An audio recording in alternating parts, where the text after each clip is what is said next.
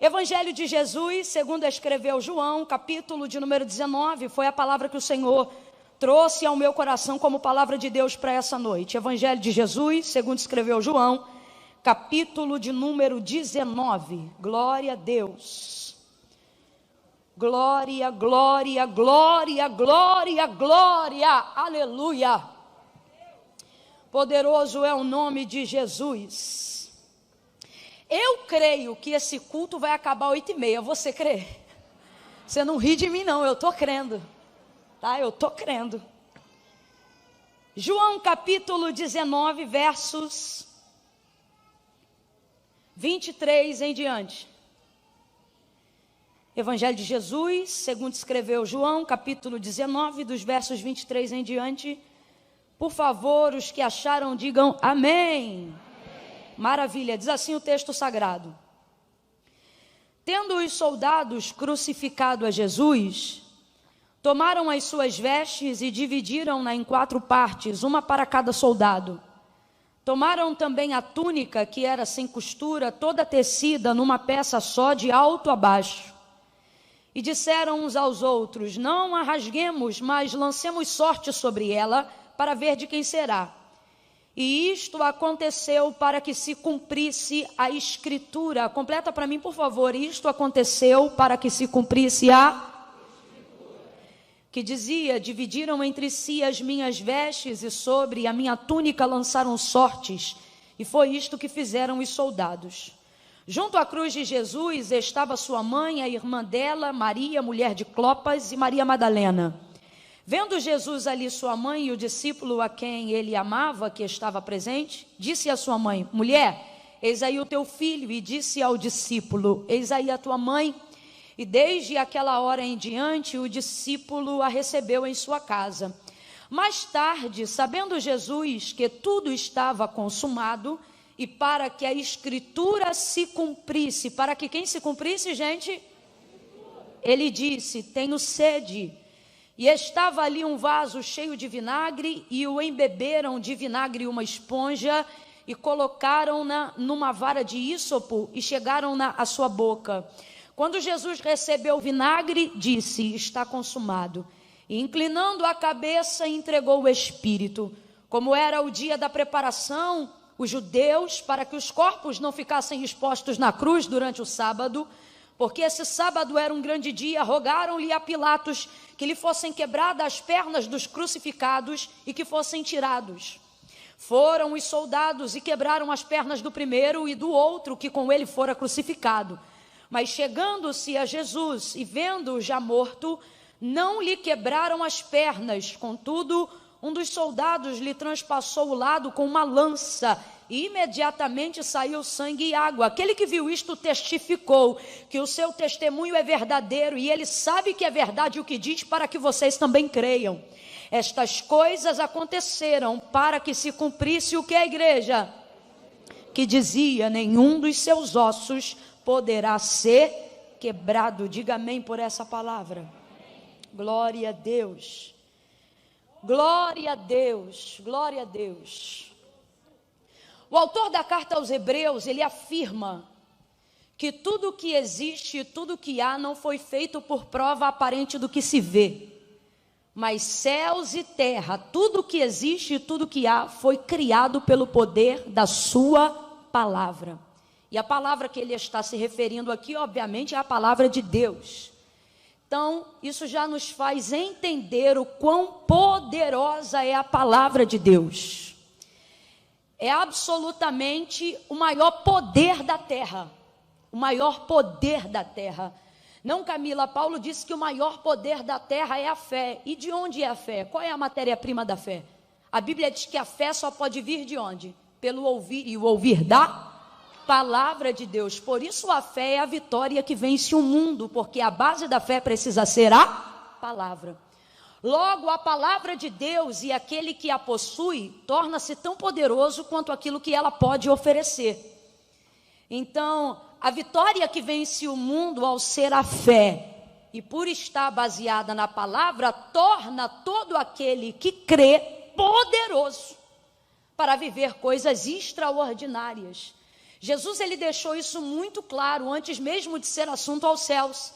Ele disse: olha, se vós estiverdes em mim e as minhas palavras estiverdes em vós, pedireis o que quiserdes no meu nome e isto vos será feito. Por quê, Camila? Porque ele me ama? Não, porque ele reage diante da sua palavra. Muitas pessoas confundem no seu relacionamento com Deus, porque sabem que são extremamente amadas por Deus, que Deus vai reagir aos sentimentos que elas têm. Quando, na verdade, Deus não reage só a sentimentos, mas, acima de tudo, Deus reage à sua palavra. É só você lembrar como eram respondidas mais imediatamente as orações que eram feitas no Antigo Testamento. Eles não oravam dizendo: Deus, eu sinto isto, eu sinto aquilo. Comece a olhar os grandes príncipes que tiveram relacionamento com Deus e que tinham orações quase que imediatamente ouvidas. Eram homens que, ao invés de orar dizendo eu sinto isto ou eu sinto aquilo, eles se apropriavam da promessa que Deus lhes havia garantido, e quando falavam com Deus, falavam acerca da palavra que Deus havia manifestado a eles. Então, ao invés de usarem o seu tempo dizendo eu sinto assim, eu sinto assado, eu estou desse jeito, eu estou daquela maneira, eles sempre oravam dizendo porque tu disseste. E era dessa forma que eles conseguiam fazer com que Deus reagisse tão quase que imediatamente, quando não imediatamente. Então veja bem, não são apenas homens de fé, aqueles que estão na galeria, segundo o autor da carta aos Hebreus, que nós chamamos de heróis da fé, mas são acima de tudo conhecedores da palavra que estava sobre eles. E isso lhes dava uma fé poderosa para viver o cumprimento daquilo que Deus havia falado sobre a vida de cada um deles. E Camila, por que você está explicando isso? Porque a maioria das pessoas, e nos últimos 5 anos, eu tenho me debruçado sobre essa observação sistemática da igreja. Nos últimos 5 anos eu percebo como a nossa geração tem colocado a sua fé para funcionar de uma maneira totalmente equivocada. Uma fé sensorial, uma fé que dura o período de um culto, uma fé que só é boa enquanto o louvor está entoando, uma fé que só é boa enquanto o pregador está pregando, uma fé que só é ativa e real enquanto você está num ambiente e numa atmosfera de culto. Enquanto o pastor está ministrando uma palavra profética, parece que você crê com toda a sua força, mas se essa fé fosse verdadeira, na terça-feira você não declinava daquilo que Deus falou novamente. Mas, na verdade, se a nossa fé visualmente fosse acessada por nós, a alguns aqui ela iria parecer aquele exame de eletrocardiograma, aquele gráfico que uma hora atinge o pico lá em cima e outra hora atinge o pico inverso lá embaixo, subindo e descendo. Por quê? Porque uma fé sensorial não é o suficiente para preservar a vida de quem tem uma palavra. Uma fé sensorial não é o suficiente para manter a vida de quem tem esperança em alguma coisa. A sua fé precisa durar mais do que 2 horas de culto. A sua fé precisa durar mais do que 3 meses de campanha. A sua fé precisa durar mais do que o período do seu voto. A sua fé precisa durar mais do que o valor da sua oferta. E por que às vezes não dura? Porque você tem fé no que eu estou pregando, você tem fé no que você está sentindo, mas você ainda não tem fé por não ter consciência do que a palavra de Deus disse a seu respeito. E por que não? Porque é mais fácil saber do que Deus quer sobre mim na boca de alguém, do que saber de fato do que Ele quer de mim através da sua própria palavra. E é assim que vão surgindo os sofismas, os movimentos, as vãs doutrinas, as vãs filosofias e, acima de tudo, uma fé que torna-se dependente e sensorial. Por quê? Porque não é doutrinária. Porque alguém começou a disseminar em nosso meio desde a década de 80 e 90 uma fé triunfalista. E uma fé triunfalista é muito avivalista. E isso é muito bom. Por quê? Porque a gente sente o fogo, a gente sente o poder, a gente sente o que chamamos de unção. Mas a verdade é, quem é você depois que o fogo apaga? Quem é você depois que volta para o trabalho? Quem é você quando está em casa e não está na atmosfera de culto? Quem é você quando as luzes do templo se apagam? Quem é você quando a conta de luz vem com aviso de corte? Quem é você quando o exame vem dizendo que o tumor é maligno? Quem é você quando a circunstância da vida não te atrai para uma atmosfera favorável? É ali que nascerá uma fé genuína. Porque ali se manifestará o que tem faltado em muitas igrejas. E quando eu falo igreja, não estou falando apenas de denominação, mas estou falando de instituições que vivem de conferências de poder, de avivamento, falando sobre o triunfo da fé, mas na verdade estão esquecendo questões básicas e doutrinárias. Você encontra gente que sabe nadar de braçada no oceano do Espírito, mas não tem absolutamente noção do que está escrito no Salmo 90, porque a página da Bíblia dele é amarelada no Salmo de número 91. E daí, Camila, e daí que isso não é o suficiente para te dar sustentabilidade, para te fazer chegar até o céu? Você precisa saber o que a palavra diz ao seu respeito. Você precisa ter não somente no coração, mas na mente, quais são as palavras que Deus liberou ao seu respeito. Que tipo de palavra te dá autoridade? Que tipo de palavra te dá autonomia? O que a palavra de Deus garantiu a seu respeito e a sua família? Você precisa saber o que Jesus sabia. Você precisa ser alguém que vai mais do que no Salmo 23. Precisa ser alguém que conhece um pouco mais do que diz o Salmo 91. Está na hora dos cristãos, aqueles que foram tirados e separados, aqueles que precisam ser conforme a imagem e semelhança do Cordeiro, aqueles que carregam o nome de Jesus Cristo, agirem como ele agiu na tentação do deserto. Satanás não tentou dissuadi-lo de outra forma, senão utilizando a palavra contra ele. E por que ele fez uso da palavra? Ele fez uso da palavra porque todo aquele que tem uma informação parcial da palavra torna-se uma pessoa perigosa. Quantos falsos profetas? Por quê? Porque não tem palavra? Não, porque só fazem uso parcial da palavra que tem. Quantos falsos crentes? Porque não conhecem a Bíblia? Não, porque só conhecem as partes que lhes são convenientes. E aonde mora a ignorância? No fato de não saber? Não. A ignorância mora no sofisma, na sensação de saber o que na verdade não é a informação completa. É por isso que quando Jesus se manifesta para Paulo no caminho de Damasco, capítulo de número 9 do livro dos Atos dos Apóstolos, ele poderia se manifestar em fogo, ele poderia se manifestar como Deus se manifestou a Elias na caverna, poderia se manifestar como se manifestou o anjo a Moisés na sarça, mas não, como o problema de Paulo era a ignorância, ele se manifestou em luz. Por quê?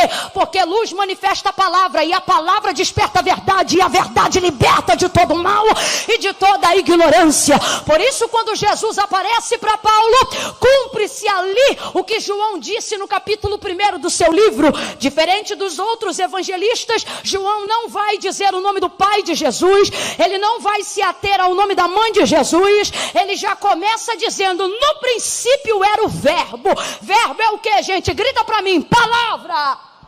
Não, isso aqui é culto pentecostal. Quando eu falo grita, vocês gritam mesmo. Ah, Camila, mas é que eu não sou muito pentecostal. Então da próxima vez procure um lugar onde tem um domingo menos pentecostal, porque esse aqui é pentecostal até o tutano.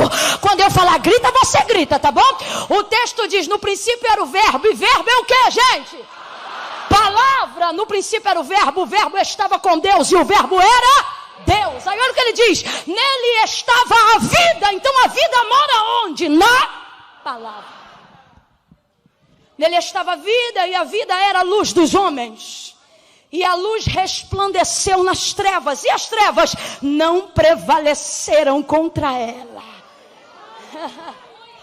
Como eu sempre digo, as maiores trevas não são as obras e rituais satânicos que se manifestam do lado de fora.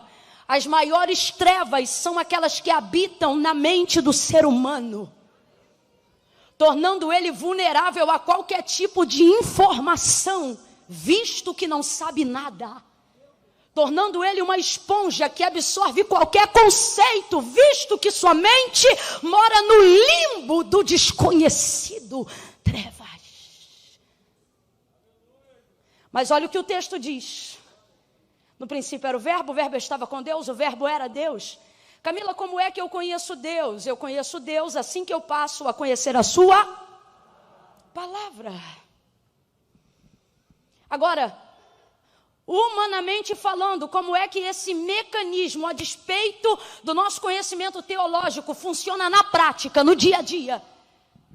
Como a gente acha ter fé muito mais legal do que ter a praticidade do conhecimento, sentimentalizamos muito mais a fé do que disciplinamos a mentalidade do conhecimento. Falando a grosso modo, porque é muito mais legal a emoção da fé do que o tédio da disciplina. Então, eu prefiro desenvolver uma fé que dependa daquilo que eu sinto. E quando eu sinto que vai dar tudo certo, eu sinto que vai dar tudo certo. Mas e se eu te disser que sentimento não sustenta a fé?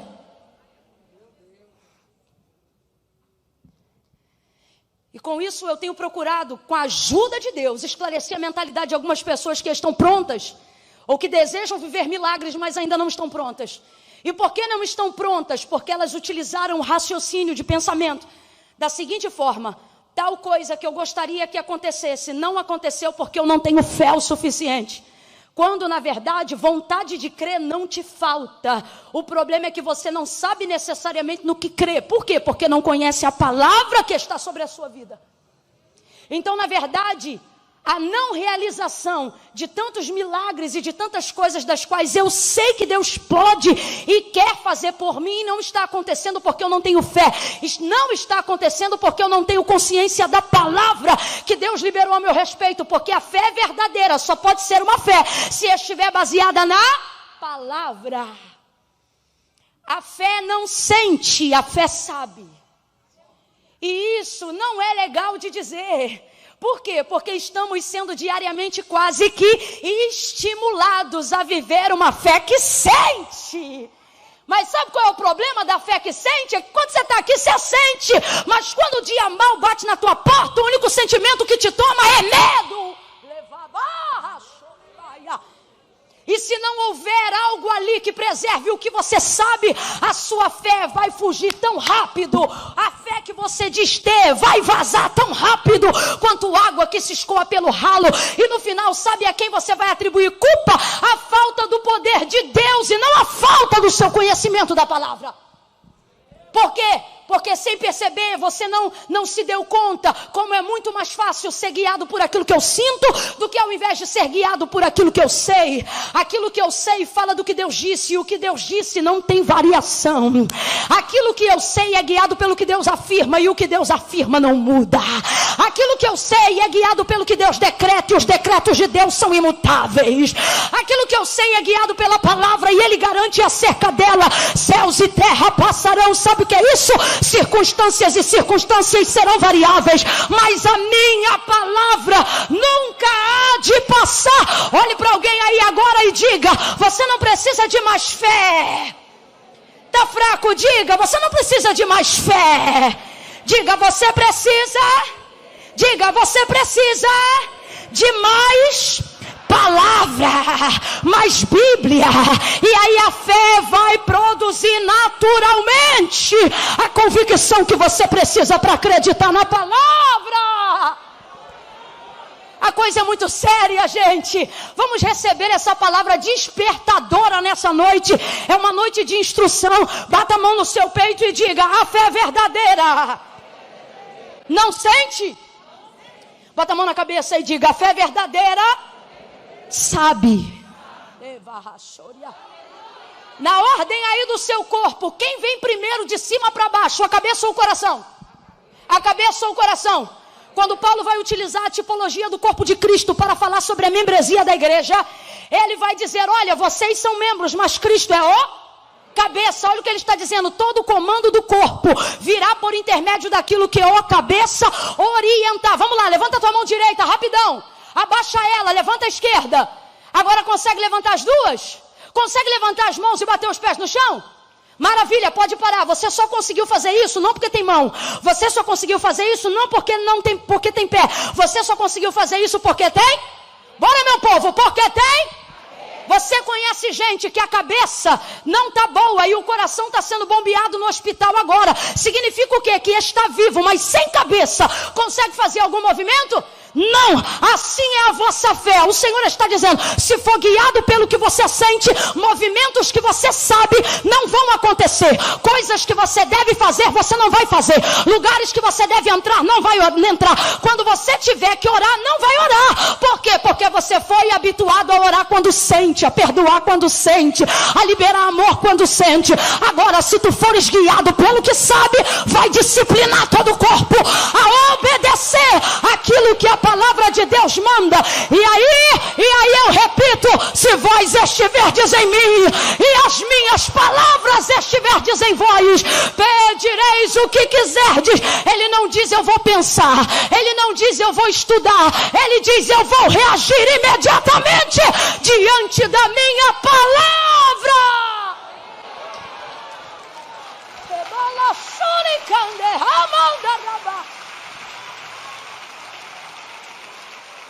O que você sabe? Não, nessa noite, com todo respeito, eu não vou cair na vitimização do seu sentimento.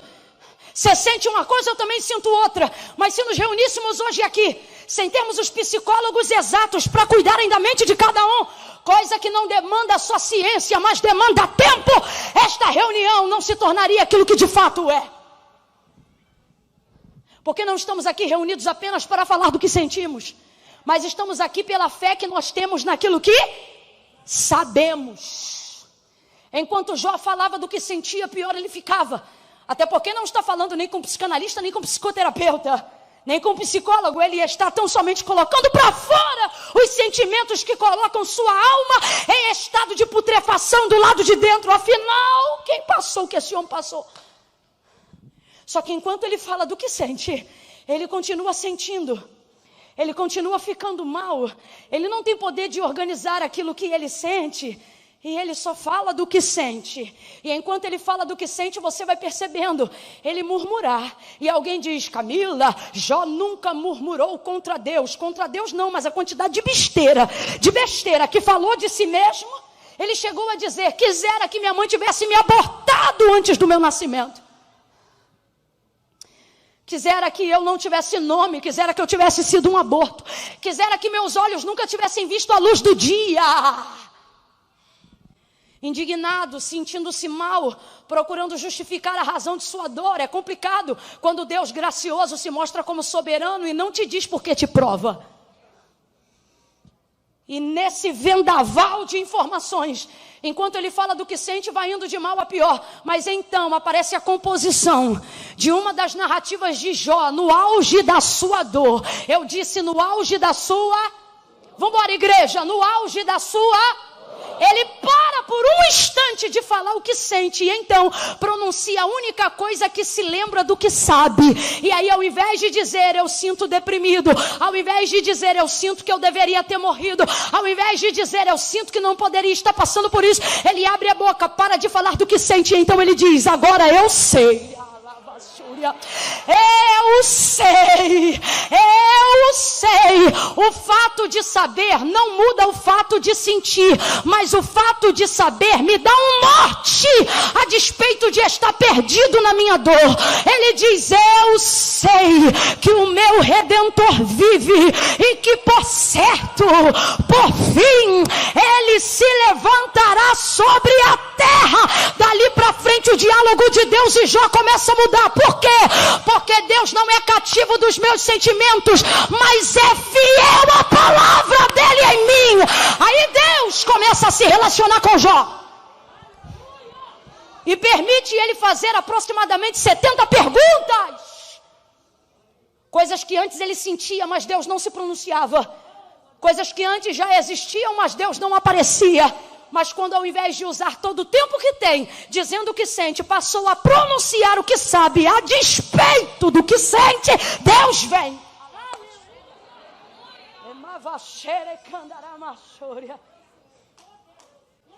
Significa que Deus não liga para o que eu sinto? Jamais. O amor de Deus é tão incomensurável que quando João foi escrever sobre esse amor, ele teve que usar o vocábulo tal. Que é o quê? Que é o vocábulo que a gente usa para aferir o que não tem medida. E o que diz? 3,16 de João. Amou o mundo. Como?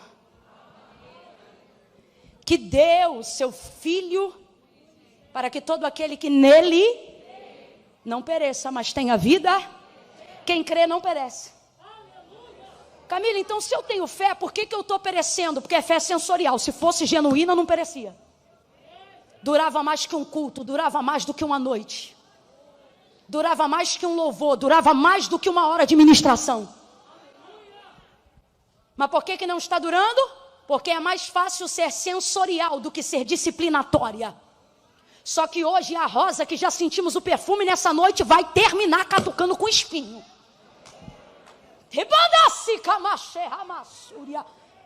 Que é para a gente entender que isso não é porque Deus quer nos machucar, jamais.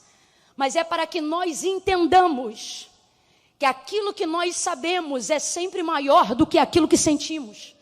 E de tanto ter consciência do saber o que precisa ser conhecido, uma hora a motivação dos meus sentimentos são corrigidos. Por quê? Porque eles estarão baseados naquilo que eu sei e não somente naquilo que eu. Vá guiar a sua vida só pelo que você sente, vai ver onde você vai parar. Quem guiou a vida só pelo que sentia, está vendo o sol nascer quadrado. Está tomando meia hora de banho de sol no pátio. Por quê? Porque não conseguiram viver em sociedade. Porque quem só faz o que sente vai receber processo. Quem só faz o que sente vai apanhar na rua. Quem só faz o que sente vai dar na cara dos outros mesmo sendo crente. Quem só faz o que sente vai fazer barraco. Quem só faz o que sente vai dar tiro sem nunca ter matado ninguém. Porque os sentimentos confundem seus pensamentos. Sentimentos confundem a sua vida. Por isso eu carrego comigo uma filosofia de vida. Eu sempre digo, filtre seus sentimentos e emoções com oração, porque nem tudo é como você sente. Quem aqui hoje se dá bem com alguém que um dia já achou que era terrível? Menina, eu achava fulano o ó hoje é teu amigo. E o outro que você acha, menina, fulano bota a mão no fogo por mim, não aguentou nem o espeto e vazou antes. Sentimentos. Ouça isso, Gênesis capítulo de número 1. Nós não vamos ver manifestação de fé para ver criação de mundo. Gênesis capítulo de número 1, sabe o que nós vamos ver? Manifestação de palavra. Presta atenção que isso é sério para depois não dizer que eu preguei heresia. Escuta até o final. No princípio a terra era sem forma e vazia. No princípio a terra era como? Significa que não havia nada. Completa aí, meu povo. Significa que não havia? Não havia.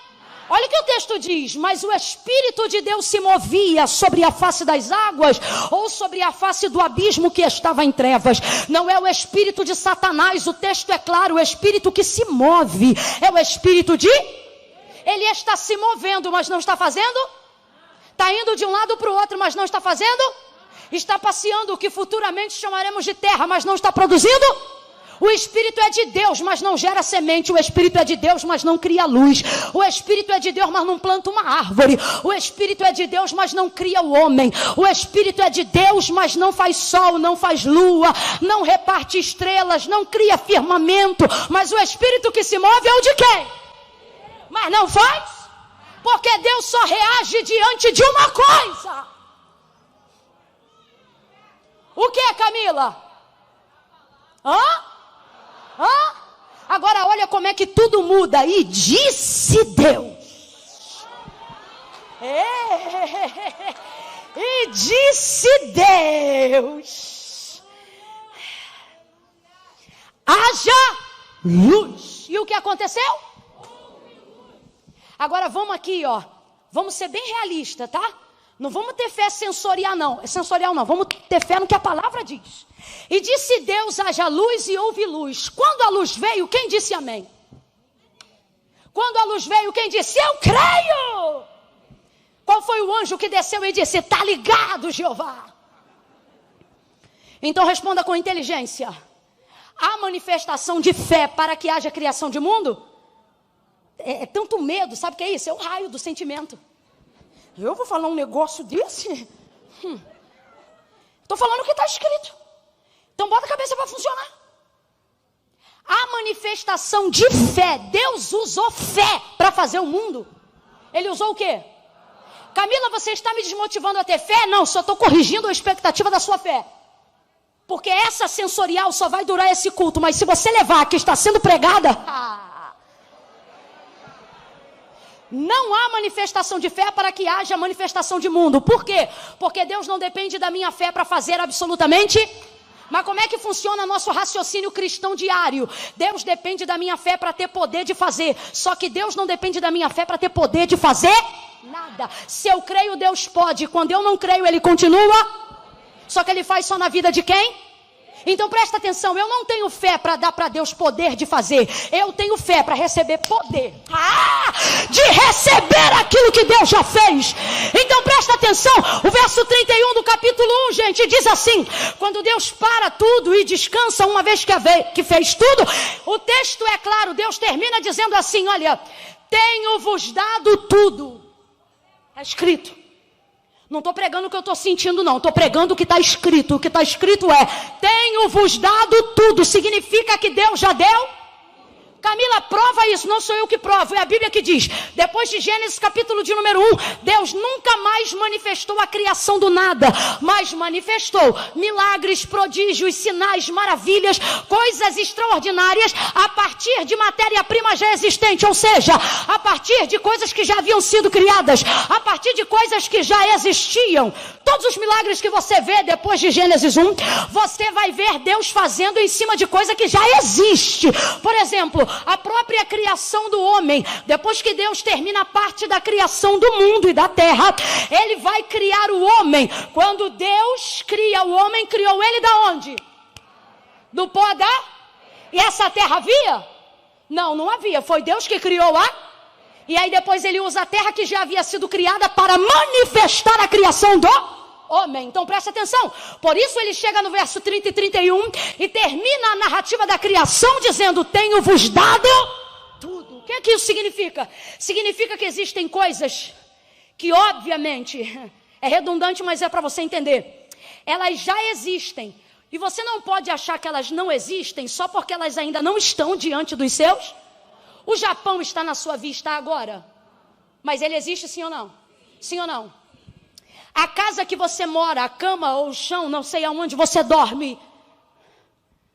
Você que riu está no colchonete. Eu sei o que é isso, muito tempo a gente dormiu assim. Mas escute isso, o lugar que você dorme, ele está diante de você agora? Mas ele existe sim ou não? Você afirma com certeza que ele existe porque já passou lá. A minha pergunta é: há em você conhecimento suficiente do que Deus já afirmou que existe, mas só porque você ainda não viu, você continue crendo que isto exista?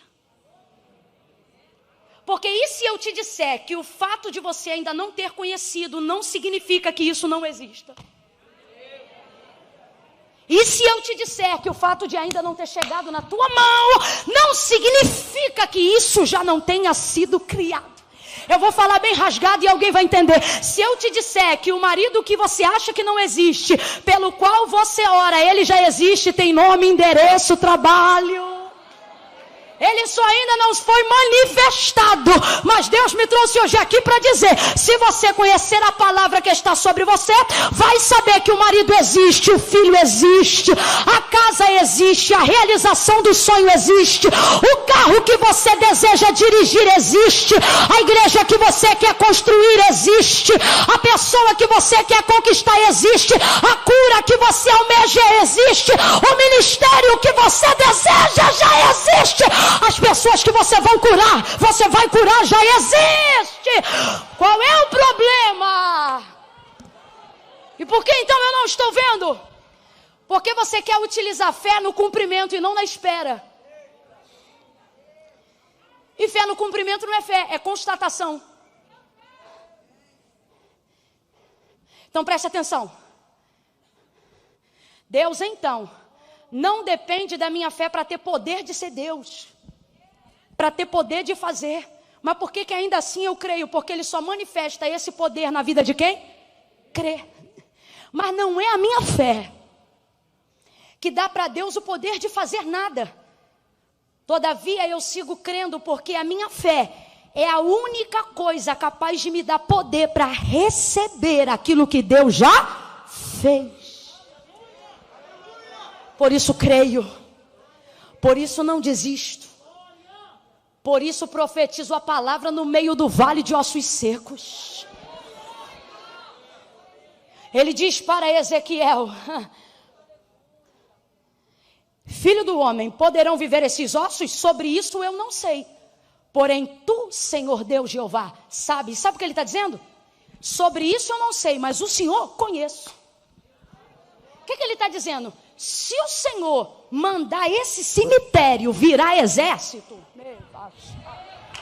eles eu não conheço, mas o Senhor eu conheço. É isso que Ezequiel está dizendo. Aí você diz assim: Camila, eu queria ser profeta. Quer ser profeta? Seja fiel à palavra. Profeta não é aquele que fala meia dúzia de línguas e diz assim, diz o Senhor. Não, profeta bom mesmo é igual Ezequiel. É quem, Camila? É quem tem a revelação do desconhecido? Não, é quem é capaz de produzir com fidelidade aquilo que Deus já disse. Olha isso, Ezequiel não é revestido de poder para falar uma coisa que ele não conhecia. Ossos secos, ouvi a palavra do Senhor. Não, a palavra é assim, ó: filho do homem, poderão viver esses ossos? Disse Deus a ele: Senhor Deus Jeová, sobre isto eu não sei, mas tu sabes. Ele disse assim: então diga-lhe assim: ossos secos. Quem disse primeiro? Deus. Aí Ezequiel diz: ossos secos. Aí Deus diz assim: diga agora, vento dos quatro cantos. Ele disse: diga ao Espírito. Aí Ezequiel diz: vou dizer ao Espírito: vento dos quatro cantos. Aí Deus dizia: sopra sobre este vale. E Ezequiel revelava, não repetia. Eu vou perguntar de novo: Ezequiel revelava? Responda. Fazia o quê? Ezequiel revelava? Responda. Fazia o quê? As pessoas querem ser profetas para trazer o oculto e o escondido. Deus está dizendo a alguém hoje aqui: quer ser profeta? Profetiza o que você conhece. Profetiza o que eu já liberei. Profetiza o salmo que você conhece. Ora o salmo que você conhece. Profetiza a palavra que está sobre você.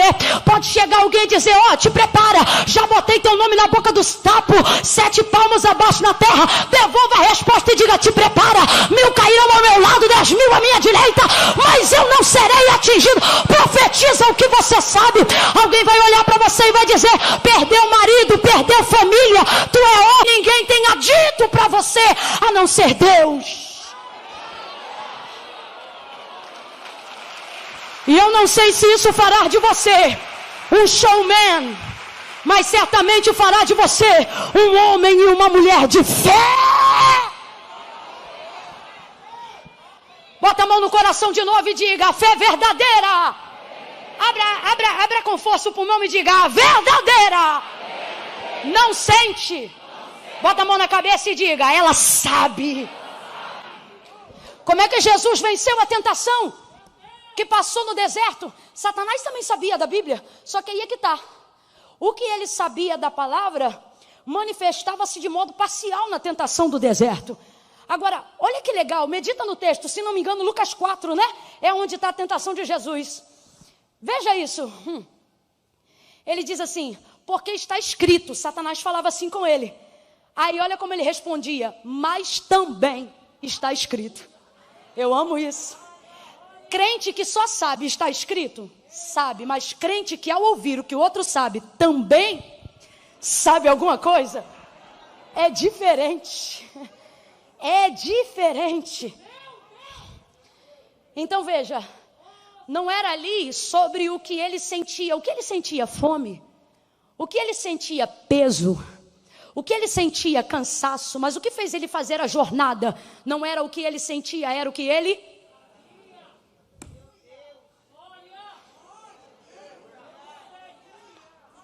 Camila, o que isso tudo tem a ver com João capítulo 19? Vou fechar a Bíblia, porque não acabou 8h30, mas também não vai acabar 9 horas. Primeiro ponto, nós lemos assim, olha, do verso 24, que os soldados pegaram as vestes de Jesus, rasgaram e a túnica lançaram sorte. Aí João diz assim: eu sou João, eu vi isso e testifiquei. Sabe o que ele está dizendo? Acreditem no que eu estou dizendo, porque eu sou testemunha ocular do que eu estou falando para vocês. E a gente tem tendência a dar mais atenção a quem viu do que a quem somente ouviu, sim ou não? Né? É diferente quando alguém vai te contar um negócio e diz assim, menino, senta aqui que eu ouvi dizer. Aí você, tá. Mas quando a pessoa diz, senta aqui que ninguém me contou não, foi eu que vi. Fala. É diferente. É mais ou menos isso que João está dizendo. Ele diz, olha, o testemunho é verdadeiro. E eu vou provar para vocês. Aí no primeiro episódio, onde se manifesta na narrativa do capítulo 19, dizendo assim, parte rasgou e a túnica lançou sortes, ele diz, eu, João, vi, que quem fez isto com Jesus foram os soldados. Completa rapidão aí, quem fez isso com Jesus foram os? Segundo a narrativa de João, e ele está certo. Mas ao mesmo tempo ele se lembra do que disse Isaías. Aí ele diz, mas isto aconteceu para que se cumprisse agora, já que eu coloquei na sua mente o entendimento da palavra, vamos trocar escritura por palavra, e você já sabe o que significa o que Deus disse, ok? Aí João então disse, para que se cumprisse que era aquela que havia sido dita pela boca do profeta Isaías, que disse centenas de anos antes de acontecer, o que, Camila? Está lá o texto, 2 pontos, dividiram entre si as minhas vestes e sobre ela lançaram sortes. Aí ele está dizendo, quem fez isso foram os soldados, mas isso só aconteceu porque estava escrito na... Não, mas quem fez isso foram os soldados, mas isso só aconteceu porque estava escrito na... Mas quem fez isso? Os soldados ou a palavra?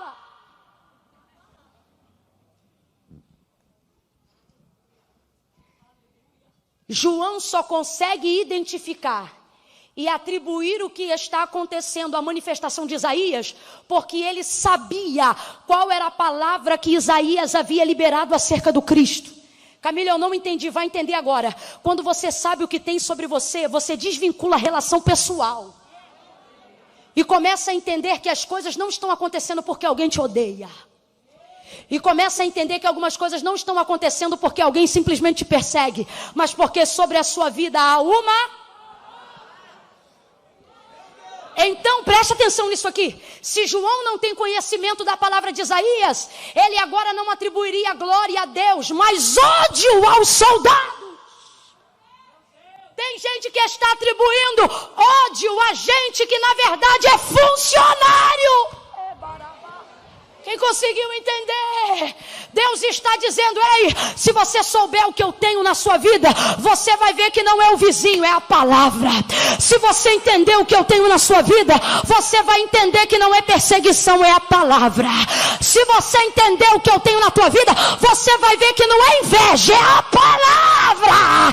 A palavra de Deus. Entrando em movimento para fazer Deus cumprir aquilo que Ele te disse. Levanta a mão direita, isso é profético. Coloque ela sobre a sua cabeça e diga para si mesmo, sobre mim.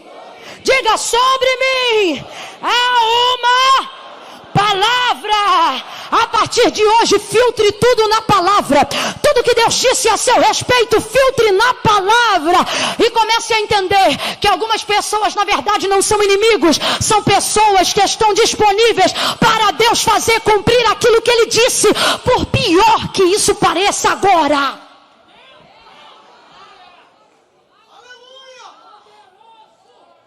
Deus me trouxe hoje aqui para dizer a alguns, não tenha raiva dos soldados. Me faz agora entender com mais clareza porque Jesus, no momento da crucificação, ao invés de dizer, Pai, mata, disse, perdoa-lhes. Porque eles não sabem, mas eu...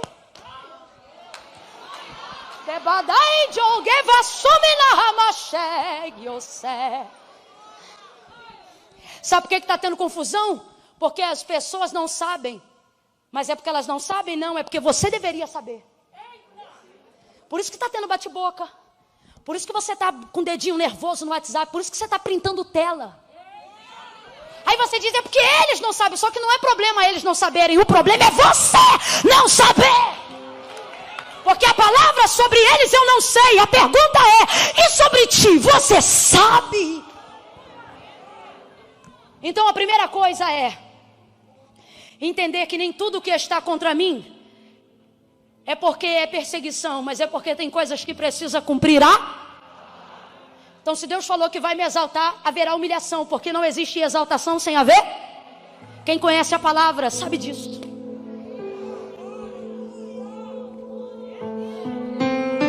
segundo episódio. Aí ele diz assim: e para que se cumprisse a... Vamos, e para que se cumprisse a... Ele disse: tenho sede. Então presta atenção. Ele não disse tenho sede porque está com sede. Camila, mas ele está com sede? Pode até estar. Depois de ter carregado uma cruz tão pesada, eu não tenho dúvida que Jesus tem sede.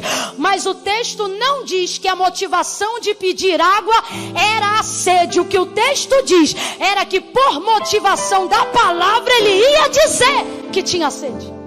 Camila, tem diferença? Tem. Significa que Jesus não está pedindo algo porque precisa, está pedindo algo para cumprir. Olha isso. E para que se cumprisse a... Disse: tenho sede. Camila, é possível que ele tivesse sede? É possível. Mas é possível que quem saiba que está diante do seu algoz vai lhe pedir água? Você pediria água para quem quer te matar? Você sabe que ia vir batizado, abre a mente. Mas preste atenção. Para que se cumprisse a... Quando eu sei o que tem sobre mim, eu não espero ninguém fazer, eu mesmo faço. Olha isso, vendo que já estava consumado, para que se cumprisse a escritura, que a palavra disse: tenho. Então não era porque precisava, vou traduzir, era para acelerar o processo. Quando você sabe o processo, você não foge dele, se acelera. Camila, não entendi, não entendeu? Conversa com um crente que já pediu perdão sem ter feito nada, e você vai entender que é o crente acelerando o processo. Por quê? Porque quando eu sei o que eu vou passar, eu não fujo, irmão. Eu vejo qual é o melhor caminho para eu andar logo. Duas coisas eu aprendi ao longo da vida. Primeira, sempre digo isso: fazer a vontade de Deus não é fácil. Mas a segunda te leva a fazer a primeira. Qual? Fugir dela dá trabalho. Então, Camila, então Deus está dizendo: se você sabe o que está sobre a sua vida, não fuja, acelera. Olha para alguém aí e diga: se você sabe, não corre para trás. Olha para alguém e diga: corre para cima. Corre para cima. Pede perdão para quem tem que pedir. Pede perdão mesmo sem ter feito nada. Desce aonde você tiver que descer. Por quê? Porque quem sabe o que tem a cumprir não foge, acelera o processo. Terceira e última, e para mim é a melhor de todas. Por quê? Porque é quando ele já está morto. Completa aí para mim, por favor. Ele já está? Aí o texto diz: vêm então os soldados para arrebentarem as pernas de Jesus. Quebram a do primeiro e a do terceiro, que com ele havia sido crucificado. Chegando-se, porém, a Jesus, está dizendo que não quiseram? Não, está dizendo que não puderam. A que atribuíram a isso? Se foi José de Arimateia, se foi Nicodemo chegando, nada disso importa. João, que sabe o que havia sido escrito acerca do Cristo, ele diz: não puderam. Por quê? Porque não tinham madeira para quebrar? Tinha um instrumento para moer? Tinha como derrubar ele do madeiro? Tinha, mas não puderam. E aí João diz: porque sobre ele havia uma... Tem coisa que mesmo conhecendo a palavra, você vai passar o processo, e isso vai te dar a sensação de que você está solto. Por quê? Porque você está vivendo coisas que outras pessoas que não têm Deus vivem. E você diz: parece que eu estou solto no mundo. E nessa hora você pensa: se quebrou da direita ou da esquerda, vai me quebrar também. Só que Deus está dizendo: filho meu, não vive por método da comparação. Tem gente aqui que está perdendo a fé porque está comparando a sua vida à vida de quem está na direita e de quem está na esquerda. E Deus está dizendo: sua vida não se segue por comparação, ela se segue pela base de o que você tem sobre a sua vida. Qual é a palavra que Deus liberou sobre a tua casa? O que foi que Deus disse acerca da sua família? Ele está dizendo: porque se foi isso que eu disse, é isto que vai acontecer, caindo da direita ou morrendo da esquerda. Por quê?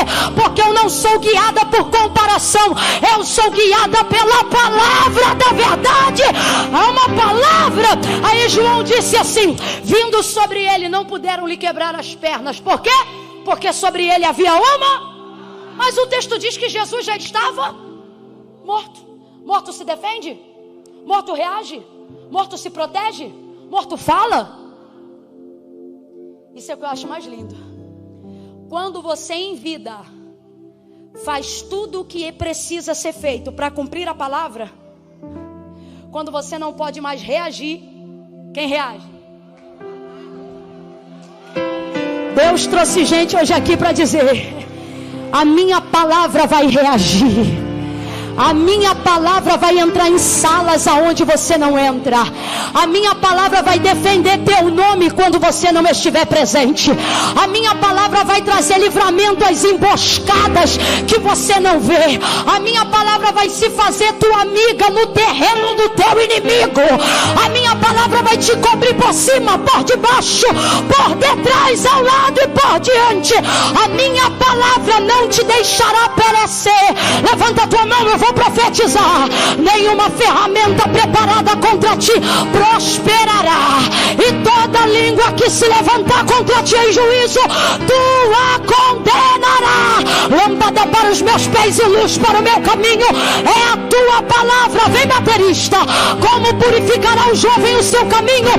Observando conforme a tua palavra. Camila, eu estou vendo tanta gente naufragar, mas você não vai naufragar. Mestre, havendo trabalhado toda noite, nada apanhamos, mas sobre a tua palavra nós lançaremos a rede. Eles lançaram-me como